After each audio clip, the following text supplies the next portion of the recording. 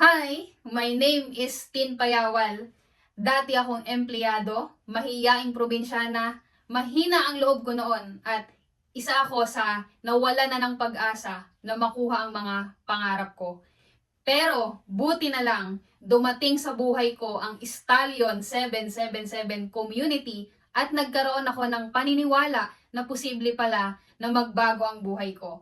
Dahil sa community natin, natupad ang mga pangarap ko. At my young age, I was able to acquire my first car and real estate properties. Nakapag-travel ako sa iba't ibang bansa at my young age.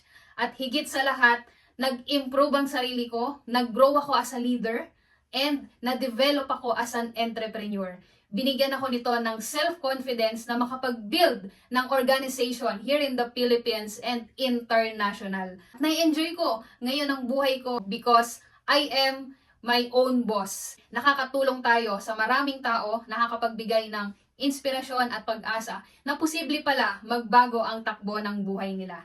Thank you so much, Stallion 777. This is Tin Payawal, one of the Sante Elites, Philippines.